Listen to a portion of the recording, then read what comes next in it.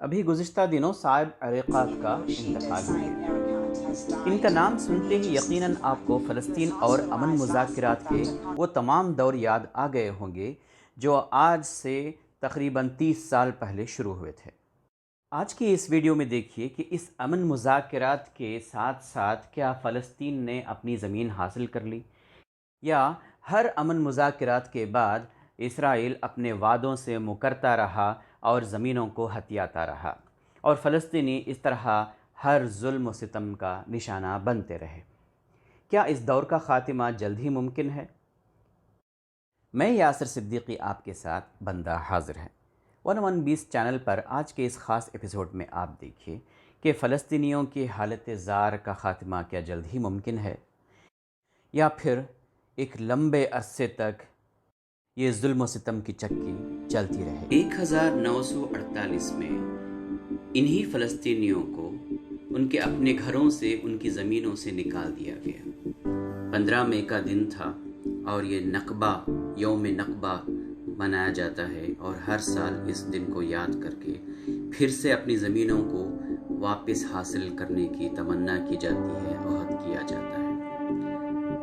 لیکن کیا یہ لوگ اپنی زمینوں کو واپس حاصل کر پائیں گے؟ آپ تو جانتے ہی ہوں گے، پہلی جنگ عظیم کے دوران برطانیہ نے مشرق وسطیٰ میں مختلف گروہوں کی حمایت حاصل کرنے کے لیے متضاد معاہدے کیے تھے۔ خاص طور پر بالفور اگریمنٹ تھا، ایک عوامی وعدہ جس میں یہودی عوام کے لیے فلسطین میں ایک قومی گھر کے قیام کا وعدہ تھا۔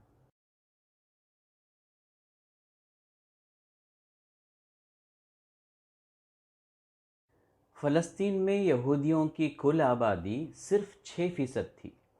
31 اکتوبر 1917 کو برٹن افواج نے فلسطین کو سلطنت عثمانیہ سے فتح کر لیا تھا، اور اس طرح اس خطے پر اسلامی حکومت کے 1400 سال کے دور کا اختتام ہو گیا۔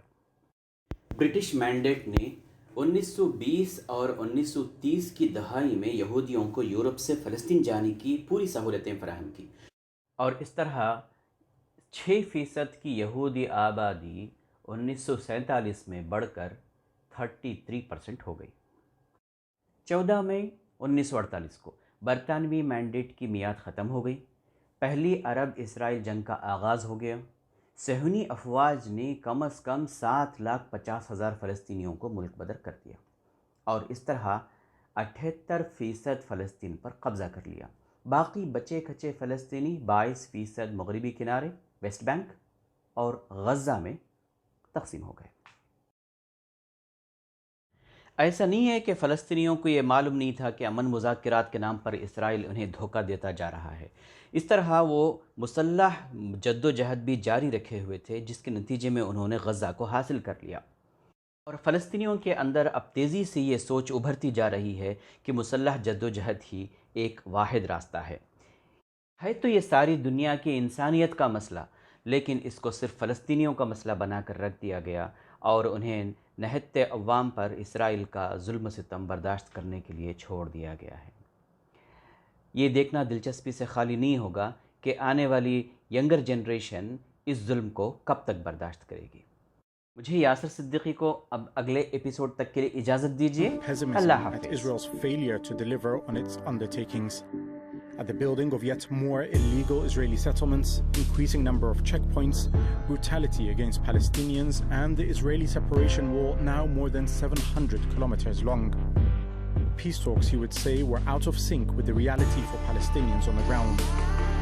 He remained loyal to Arafat even through his power struggle with Mahmoud Abbas, who is now president of the Palestinian Authority.